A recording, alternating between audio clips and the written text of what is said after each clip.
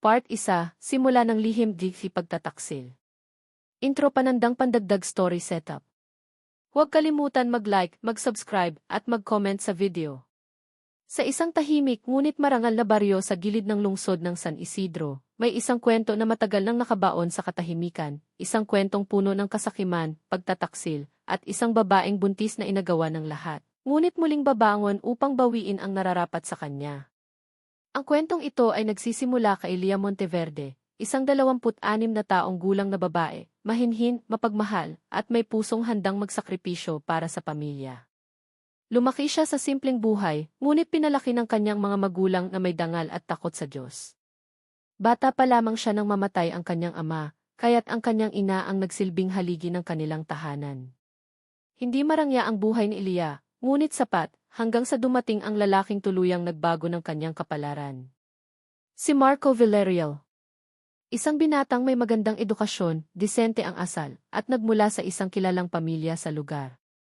Anak siya ng negosyanteng si Don Ernesto Villarreal at ng istriktong ngunit palihim na mapagkunwaring babae na si Doña Celestina, ang biyanang kalaunan ay magiging bangungot sa buhay ni Lia. Nagkakilala sina Lia at Marco sa isang maliit na ospital kung saan nagtatrabaho si Lia bilang nursing aide. Naaksidente si Marco at doon sila unang nagkausap. Mula sa simpleng kamustahan, nauwi iyon sa madalas na pag-uusap hanggang sa tuluyang umusbong ang pag-ibig. Hindi nagtagal, pinakasala ni Marco si Lia, isang desisyong ikinagalit ng husto ni Doña Celestina. Isang simpleng babae. Iyan ba ang nararapat sa pamilya Villarreal? Malamig na sambit nito noong araw ng kasal. Ngunit binaliwala ni Marco ang pagtutol ng kanyang ina. Mahal niya si Lia at handa siyang ipaglaban ito. Sa unang taon ng kanilang pagsasama, naranasan ni Lia ang kakaibang lamig mula sa kanyang biyenan. Laging may puna, laging may pagdududa. Para kay Doña Celestina, hindi kailanman sapat si Lia, hindi sa ganda, hindi sa estado ng buhay, at lalong hindi sa pagiging manugang. Ngunit tiniis ni Lia ang lahat. Hanggang sa dumating ang balitang magbabago ng lahat. Si Lia ay buntis. Isang gabi, masayang ibinalita ni Marco ang magandang balita sa kanyang mga magulang. Napangiti si Don Ernesto, ngunit nanatiling walang emosyon si Doña Celestina. Sigurado ka bang sayo iyan? Malamig niyang tanong, dahilan upang mapatahimik ang buong hapagkainan. Napaiyak si Lia sa hiya at sakit. Ngunit pinili niyang manahimik. Mula noon, lalong tumindi ang galit ng biyenan. Yan gimana din magbabago ng kapalaran. Ilang buwan makalipas, biglang pumanaw si Don Ernesto dahil sa atake sa puso. Isang trahedyang yumanig sa buong pamilya Villarreal. Naiwan ang isang napakalaking negosyo, mga lupa at salaping aabot sa milyon. Ayon sa huling habili ni Don Ernesto, ang kalahati ng kanyang ari-arian ay mapupunta sa apo na dinadala ni Lia bilang proteksyon sa kinabukasan nito. Ngunit ang liham na iyon ay hindi kailanman nakita ni Lia. Sa mismong araw ng pagbasa ng testamento, hindi siya pinayagang dumalo ni Doña Celestina. Buntis ka. Masama sa kalusugan mo ang stress, kunwari may malasakit na wika nito. Hindi alam ni Lia na sa likod ng ngiting iyon ay may nagaganap ng napakalaking kasinungalingan. Sa tulong ng isang tiwaling abogado, binago ni Doña Celestina ang dokumento. Inalis ang pangalan ng magiging apo. Lahat ng mana ay inilipat sa kanyang pangalan. At si Marco, nasa ibang bansa noon, ipinadala ng sariling ina para sa isang business trip, isang planong sinadya upang wala siyang magawa. Pagbagsak NIDV. Makalipas ang ilang linggo, tuluyan nang ipinakita ni Doña Celestina ang kanyang tunay na kulay. Umalis ka sa bahay na ito, malamig niyang utos isang umaga. Wala kang karapatan dito. Pero buntis po ako. Anak ninyo ang dinadala ko, umiiyak na sagot ni Lia. Hindi ko kilala ang batang iyan. Isang malupit na katotohanang sumira sa puso ni Lia. Wala siyang mapuntahan. Walang pera. Walang kaalam-alam sa mana na ninakaw sa kanya. Sa gitna ng ulan, iniwan siya sa labas ng mansyon, buntis, sugatan ang damdamin at halos mawalan ng pag-asa. Yan ilihim din ipangako. Sa gabing iyon, habang hawak ang kanyang tiyan, bumulong si Lia. Anak, ipinapangako ko sayo. Babalik tayo. At babawiin natin ang lahat. Hindi niya alam kung paano. hindi niya alam kung kailan.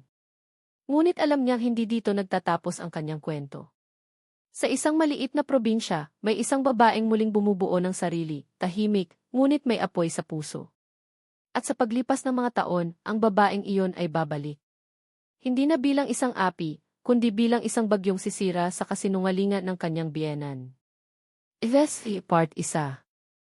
Part 2, Yengs pagdurusa, Dengs pagsilang, Jiki Deng lihim Diki pagbangon. Huwag kalimutan mag-like, mag-subscribe, at mag-comment sa video.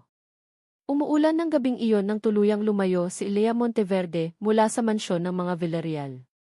Basang-basa ang kanyang damit, mabigat ang bawat hakbang, at mas mabigat ang dinadala niyang sakit sa puso.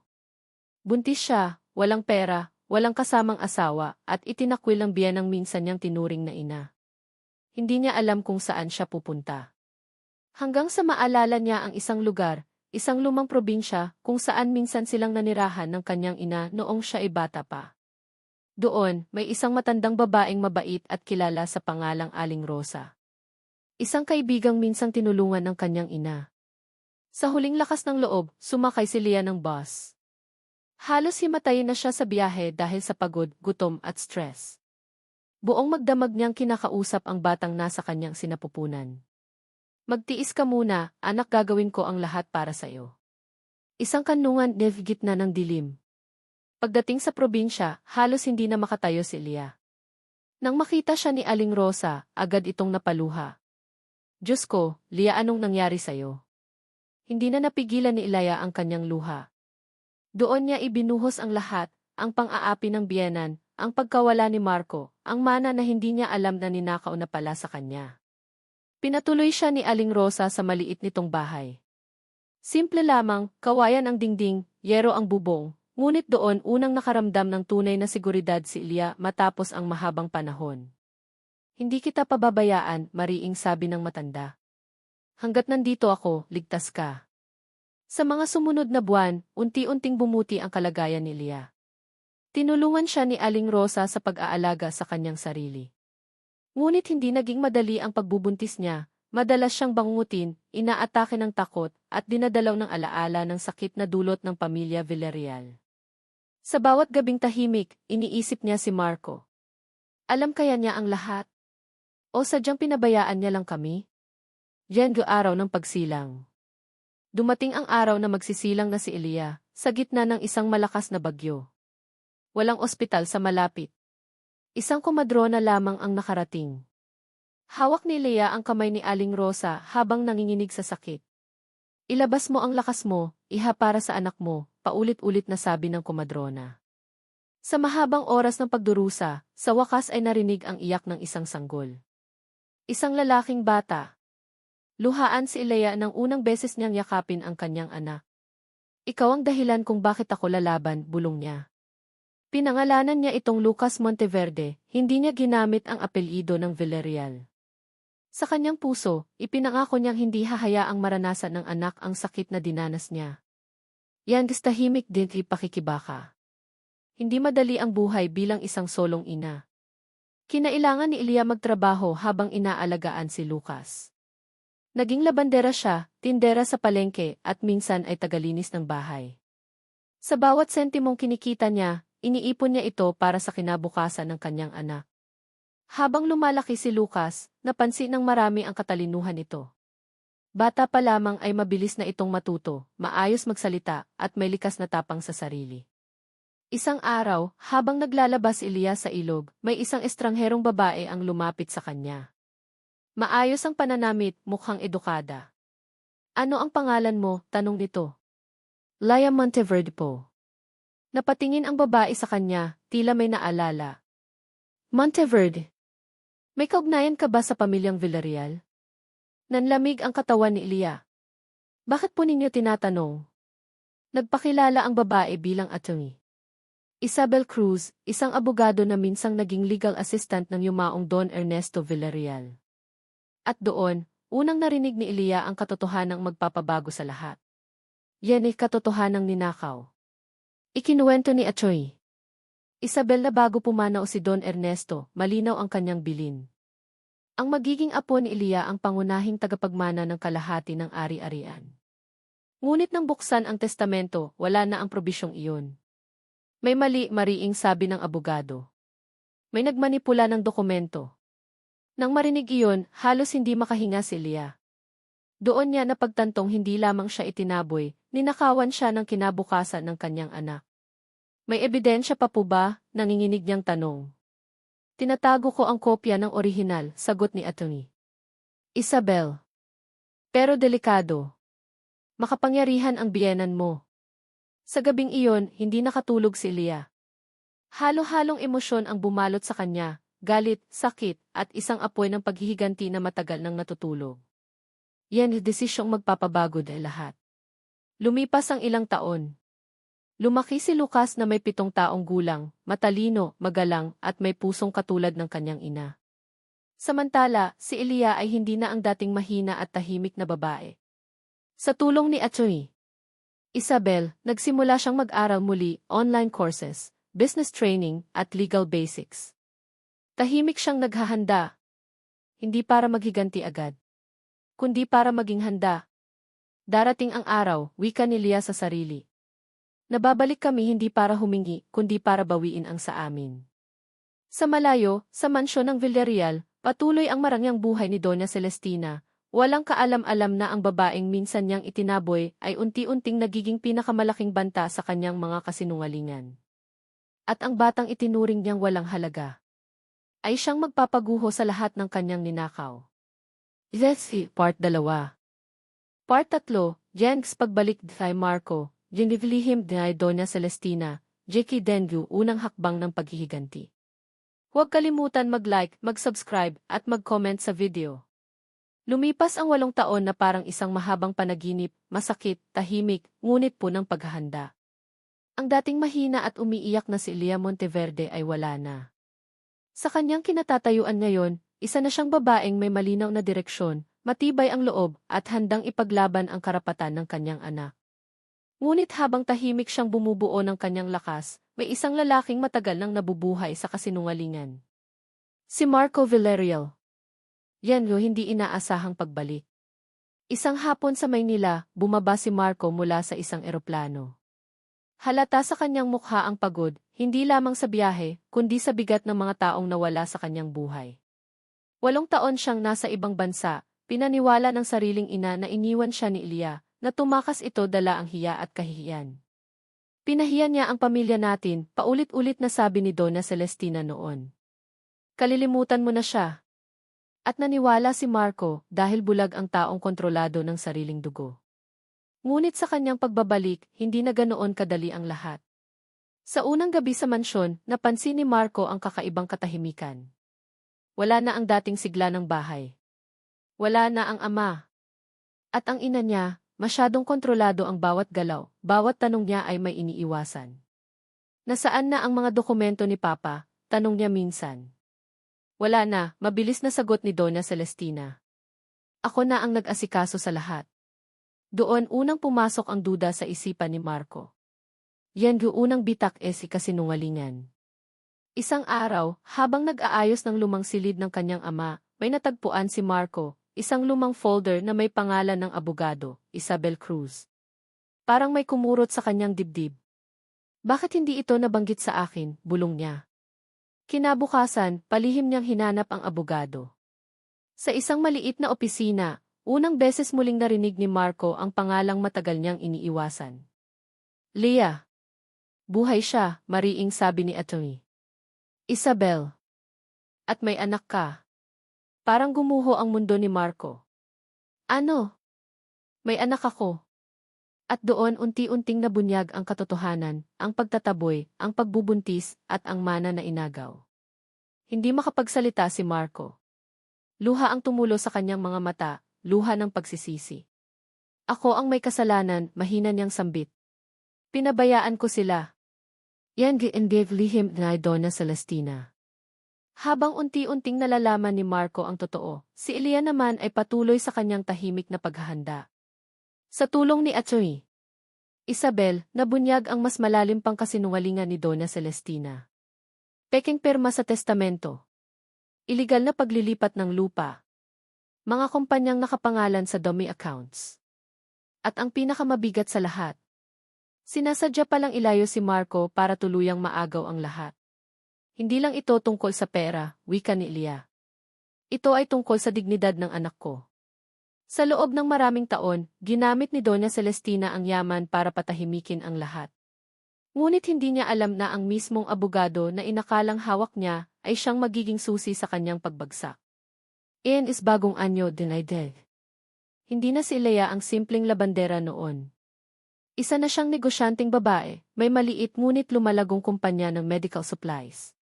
Matatag, maayos magsalita at marunong na sa batas. Isang araw, tumayo siya sa harap ng salamin.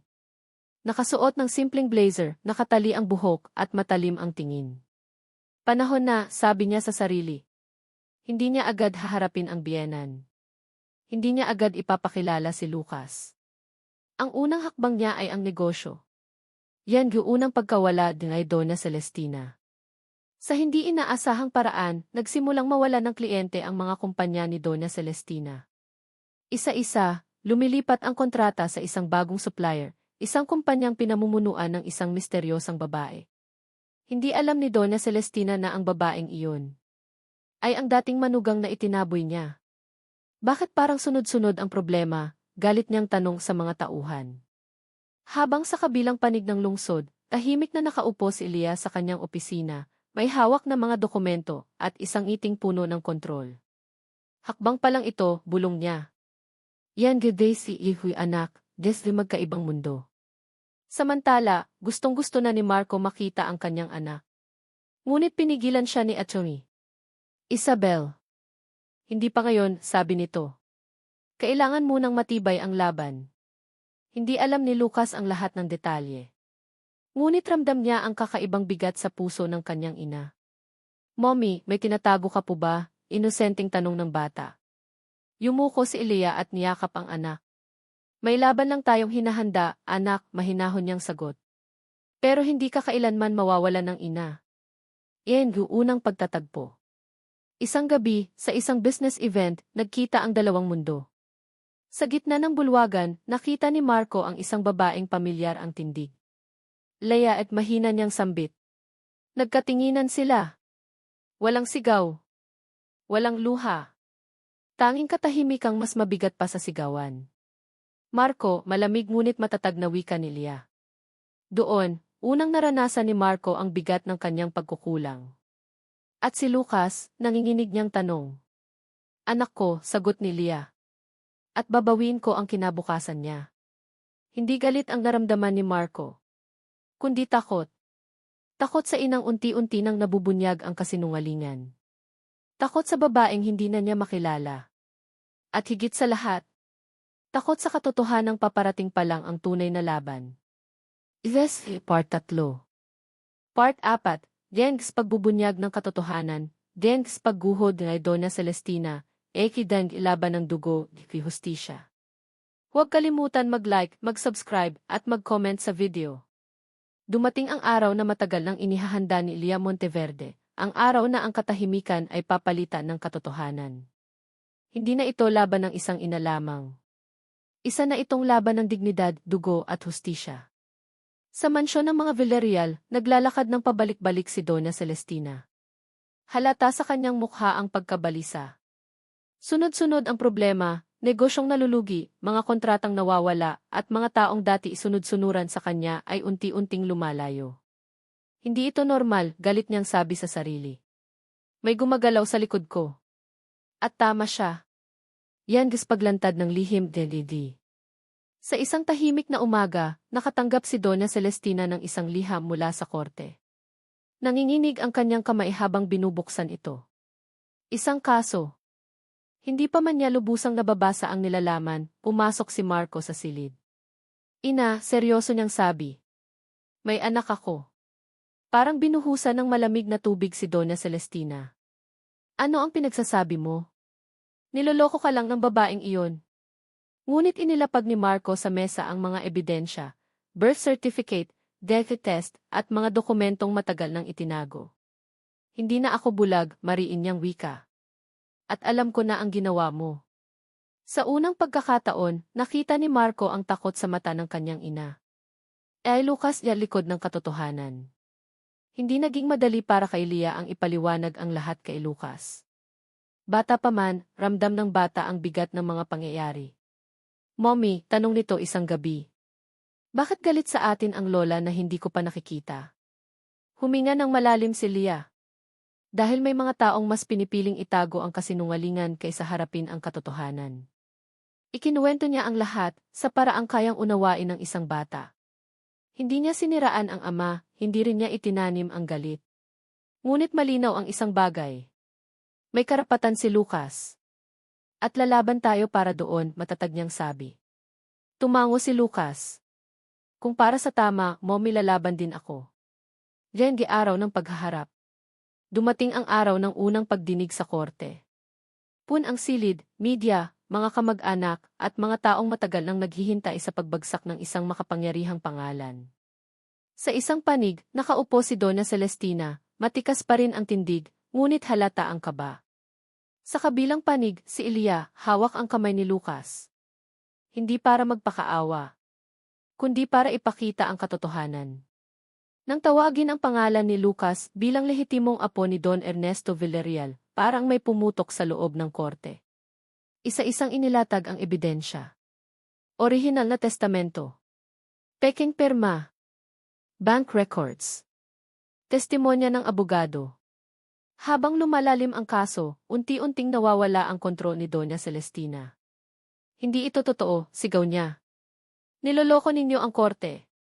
Ngunit huli na. Yan pagguho ng isang biyenan. Sa gitna ng pagdinig, lumabas ang isang testigo, isang dating tauhan ng pamilya Villarreal. Nanginginig ang boses nito habang nagsasalita. Inutusan po kami ni Doña Celestina na itaboy si Elia kahit buntis siya. Isang ungol ng gulat ang kumalat sa silid. At doon, tuluyan ng bumagsak ang maskara. Hindi na makatingin ng diretsyo si Doña Celestina. Ang babaeng minsang kinatatakutan ng lahat ay ngayon nakaupo, walang kapangyarihan, walang kontrol. Angivesi, Gengven, ay kidang anak. Sa labas ng korte, unang beses nagkaroon ng pagkakataong mag-usap sina Marco, Leah, at Lucas bilang isang pamilya. Hindi ito isang emosyonal na reunion. Ito ay isang pag-uusap ng mga sugatang tao. Hindi ko hinihiling ang kapatawaran, sabi ni Marco. Pero gusto kong maging ama. Tahimik si Leah. Tumingin siya kay Lucas. Anak, ikaw ang magpapasya. Lumapit si Lucas kay Marco. Hindi pa kita kilala, wika ng bata. Pero pwede kang magsimula kung handa kang maging totoo. Napaiyak si Marco. Yan ay desisyong babago de lahat. Makalipas ang ilang linggo, inilabas ang pansamantalang desisyon ng korte. Ibabalik ang kalahati ng ari-arian sa lehitimong tagapagmana, si Lucas. Hindi na makapalag si Doña Celestina. Isa-isa nang inaalis sa kanya ang kontrol sa negosyo. Ang mansyon na minsang ipinagmalaki, tila naging kulungan ng kanyang konsensya. Samantala, si Elia ay hindi nagdiwang. Hindi dahil hindi siya nanalo, kundi dahil alam niyang may huling hakbang pa. Yan, huling babala. Isang gabi, dumalaw si Elia sa mansyon ng Villarreal. Mag-isa. Nagkaharap silang muli ni Doña Celestina. Huwag mong isipin na nanalo ka, malamig na sabi ng biyenan. Ngumiti si Elia, hindi mayabang, hindi galit. Hindi ito tungkol sa panalo, sagot niya. Ito ay tungkol sa pagwawasto. At sisiguraduhin kong hindi na maulit ang ginawa mo, kahit kanino. Sa gabing iyon, naiwan si Doña Celestina sa katahimikan, unang beses, walang kapangyarihan, walang impluensya. Yan bagyong paparating. Habang papalapit ang huling desisyon ng korte, ramdam ng lahat ang paparating na pagbabago. Ang batang minsang itinuring na wala, ay ngayon ang sentro ng lahat. At ang babaeng minsang itinaboy, ay siya ngayong tahimik na nagdidikta ng kapalaran. Ngunit hindi pa tapos ang kwento. Dahil sa part 5, may huling pagbubunyag, may huling desisyon, at may wakas na magpapatunay na ang ina na inagawa ng lahat ay siyang magtatakda ng hustisya. Zesli, Part 4. Part 5, Yengu Wakas, Hustisya Digi Bagyong Pagbabago. Huwag kalimutan mag-like, mag-subscribe, at mag-comment sa video. Ang kwento ni Elia Monteverde at ng kanyang anak na si Lucas ay papalapit sa wakas, ngunit ang wakas na ito ay hindi lamang tungkol sa panalo. Ito ay tungkol sa hustisya, katotohanan, at ang hindi matitinag na puso ng isang ina. Matapos ang ilang linggong paghahanda, nakatayo si Elia sa harap ng huling pagdinig sa korte. Kasama niya ang kanyang anak, ang kanyang asawa na si Marco, at ang abogado nilang si Atty. Isabel Cruz. Sa kabilang panig, nakatayo si Donna Celestina, ang babaeng dati may kapangyarihan sa lahat, ngayon ay nakaharap ang kabiguan ng kanyang buong buhay. Huling paghaharap sa korte. Lumapit ang judge sa pulpit, pinilit manatiling mahinahon. Ngayon, ito na ang huling desisyon ng korte ukol sa kaso ng Monteverde Seth Villarreal, sabi ng judge. Batay sa mga ebidensyang isinampa, testimonya ng abogado, at legal na dokumento, napagpasyahan ng hukuman na ang kalahati ng ari-arian ni Don Ernesto Villarreal ay dapat ibalik sa lehitimong tagapagmana, si Lucas Monteverde. Nagulat si Donna Celestina. Hindi niya alam kung paano tutugon. Ang mga mata niya ay puno ng takot at galit.